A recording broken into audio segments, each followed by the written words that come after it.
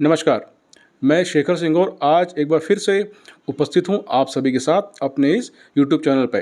तो फ्रेंड्स, चलिए शुरू करते हैं आज के विषय पर चर्चा।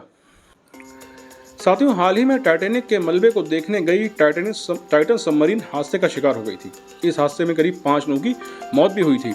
कड़ी मशक्कत के बाद पनडुब्बी का मलबा बरामद किया गया। बचाव दल के सदस्यों ने करीब 12,500 पानी फीट के नीचे इस पनडुब्बी का मलबा निकाला। इस पूरे मिशन को याद करके बचाव दल को लीड करने वाले एडवर्ड कैसानो भावुक हो उठे।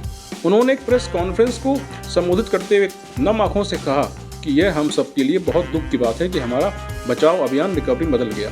ये एक बहुत ही जटिल ऑपरेशन था और खतरों से भरा हुआ था। ऐसा ऑपरेशन जिसे हमारी टीम कभी भुला नहीं पाई। अपनी कंपनी पेजलिक रिसर्च सर्विसेज के मुख्यालय में एक संवाददाता सम्मेलन में एडवर्ड कैसानो ने कहा कि जैसे ही वह अपने सहयोगियों के साथ 22 जून को समुद्र के अंदर अपने मिशन के लिए निकली, पूरी टीम पर बहुत प्रेशर था।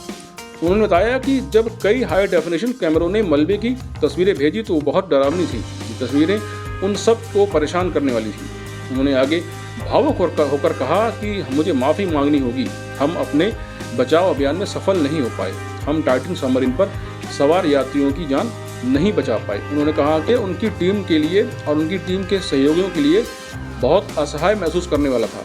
इस घटना को भूलने में उन सबको बहुत वक्त लगेगा।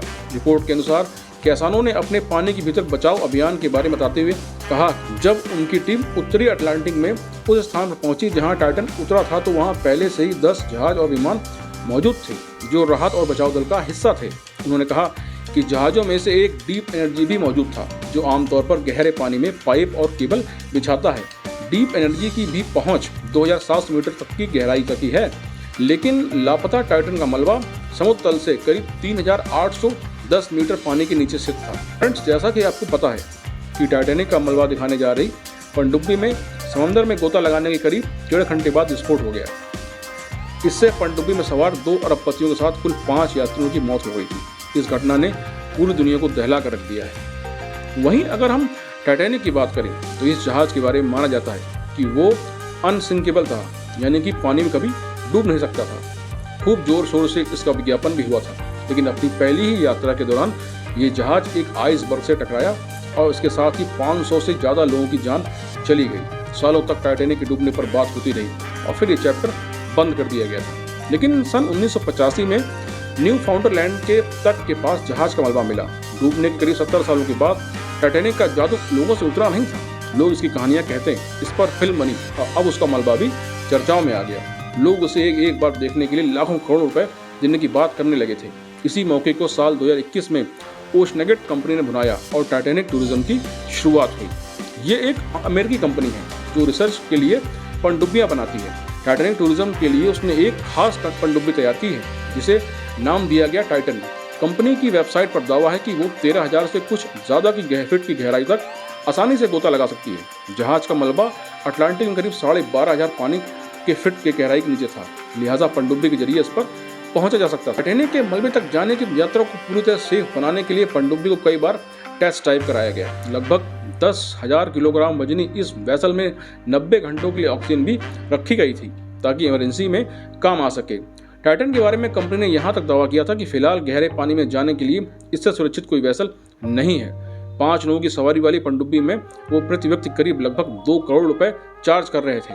यात्रा 8 दिनों की होती जो न्यू फाउंडरलैंड से शुरू होकर वहीं पर खत्म होती। समय समय पर कंपनी टाइटन के जरिए नीचे जाती और टाइटैनिक के फुटेज भी जारी करती रहती है। साल 2022 की फुटेज में समुद्र के भीतर जहाज का तिरछा कोना, एंकर चैन और कुछ बर्तन दिखाई पड़ रहे थे। इससे वहाँ पर एक लंच मेनू भी था जो जहाज में पहली श्रेणी के यात्रियों के लिए रहा होगा। कई शेविंग किट्स और तंबाकू पीने के पाइप भी मलबे में दिखाई पड़ रहे थे। माना जाता है कि मलबे में लगातार कमी आ रही है। इसकी एक वजह खुद समुद्र है, जिसमें मौजूद बैक्टीरिया लोहे को खा भी सकता है। इसी वजह से मलबे में लगातार छेद हो रहा है और वो घटता जा रहा है। एक्सपर्ट यहाँ तक मान रहे हैं कि अगले 10 से 15 सालों के भीतर ही मलबा पूरी तरह से गायब हो जाएगा। साथियों, यही वजह है कि टाइटैनिक टूरिज्म अमीर सैलानियों को ज़्यादा अट्रैक्ट कर रहा है। वो एक ऐसे सफ़र का हिस्सा बनना चाहते हैं जो कभी किसी ने नहीं किया। ये अलग बात है कि इसका असर भी मलबे पर होगा और वो और तेज़ी से ख़त्म होगा। इसी बात को रोकने के लिए नवंबर 2019 में यूके यूएस की सरकार ने एक संधि पर दस्तखत किए थे, जिसके तहत ये देश किसी भी कंपनी को टाइटैनिक का मलबा दिखाने का लाइसेंस नहीं देगा। साथियों, टाइटैनिक तो कई वर्षों पहले डूब गया था और अब उसको देखने के लिए कई टाइटन सबमरीन भी डूब चुकी है और उसमें भी कई 5 लोगों की मौत हो चुकी है। आज मैंने आपको इस विषय पर पूरे विस्तार से बताया। उम्मीद है कि आपको ये वीडियो अच्छा लगा होगा। तो अगर आपको वीडियो अच्छा लगा हो तो चैनल को सब्सक्राइब कर लीजिएगा और वीडियो को लाइक और शेयर जरूर कीजिएगा। मिलते हैं फिर किसी नए वीडियो में किसी नई चर्चा के साथ। तब तक आप सभी को नमस्कार।